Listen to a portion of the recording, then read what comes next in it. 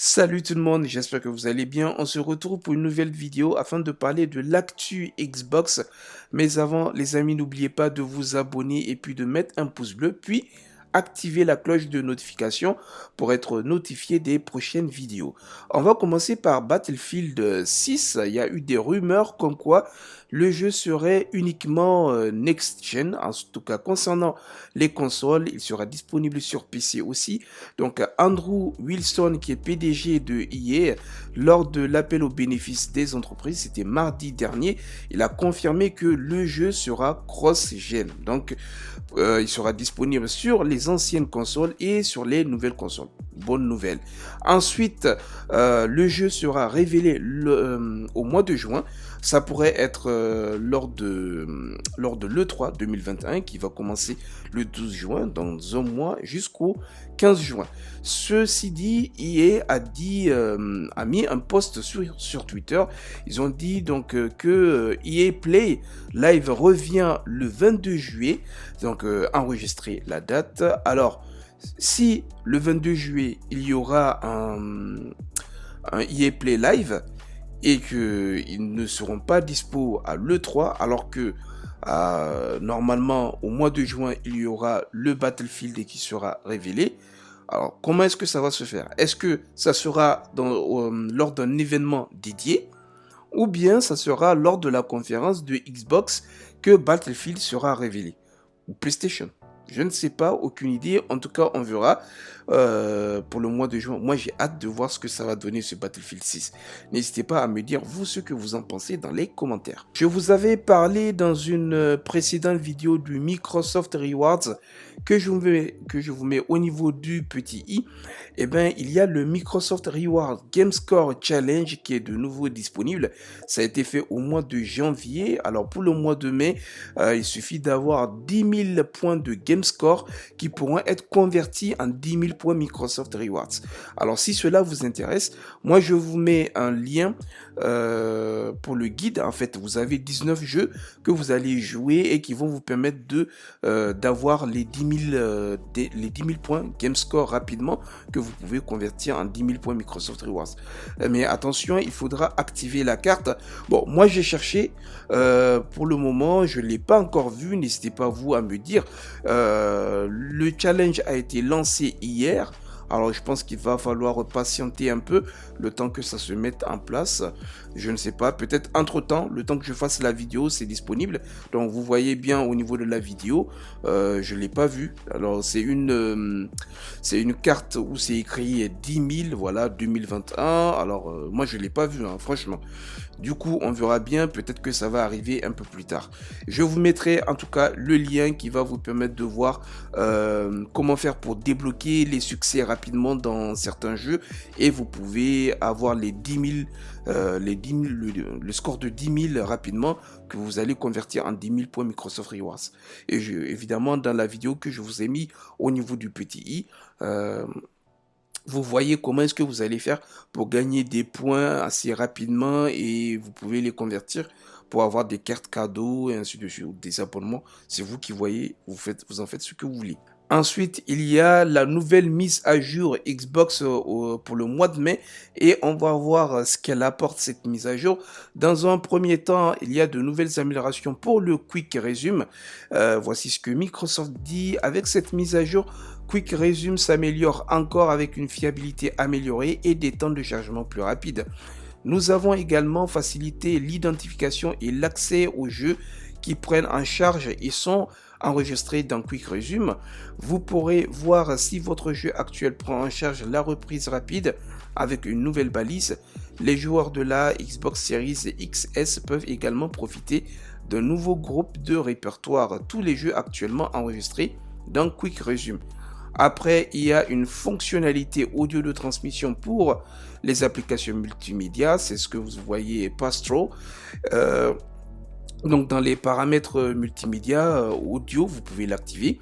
Essayez le Pastro pour améliorer encore l'audio de vos applications de streaming multimédia Xbox préférées comme Disney+, l'application Apple TV, Plex, Voodoo et plus encore. Pastro permet un décodage audio des applications multimédia sur vos applications HDMI compatibles et de contourner la console pour une expérience d'écoute la plus haute qualité avec votre système audio externe.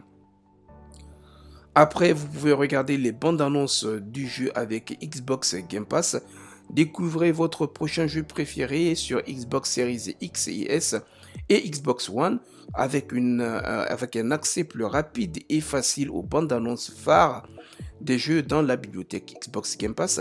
Maintenant, les titres de jeux mis à l'honneur sur le club Game Pass joueront aux bandes annonces lorsque vous concentrerez dessus. Il y a donc deux nouveaux arrière-plans dynamiques. Je vous en avais déjà parlé pour l'arrière-plan Mode. Maintenant, il y a le nouvel arrière-plan pour la Xbox originale. Vous savez, la toute première, la FAT.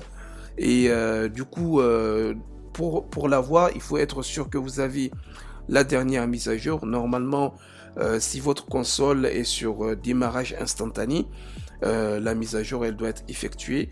Ici maintenant vous ne l'avez pas activé, voilà, vous sélectionnez, vous partez au niveau des paramètres de la console et vous vérifiez la mise à jour. Donc une fois que c'est fait, vous pouvez avoir les deux émotes, oui, les deux arrière-plans plutôt. Alors pour les parents, donc il y a une fonctionnalité, je pense qui va vous plaire. Votre enfant peut vous demander donc l'accès à un jeu. À partir de ce mois-ci, vous pouvez approuver les jeux multimédia ou vous pouvez jouer et communiquer avec d'autres joueurs par titre spécifique directement depuis votre console ou dans l'application paramètres de la famille Xbox. Si votre enfant veut jouer à un jeu spécifique en mode multijoueur mais qu'il est bloqué sur les paramètres familiaux, il peut envoyer une demande de déblocage multijoueur. Donc lorsque votre enfant va faire la demande, vous pouvez accepter ou bien vous pouvez refuser. Du coup, il n'aura pas accès au jeu. Après, il y a une amélioration au niveau de l'application Xbox pour iOS et Android. Tout d'abord, restez connecté avec une nouvelle notification push qui vous permet de savoir quand vos amis préférés ou favoris sont en ligne. Nous mettons également à jour les pages de jeux de succès pour ajouter des statistiques de jeu, y compris les temps joués. Enfin, la fiabilité est incroyablement importante pour nous et nous sommes heureux de dire que nous avons apporté quelques changements qui améliorent les performances sur le changement de votre onglet chat et l'envoi des messages dans l'application. Enfin, il s'agit de l'application Smart Glass pour PC qui sera supprimée, donc elle sera plus disponible. Ils disent nous allons arrêter l'application Xbox One Smart Glass pour PC à partir de juin.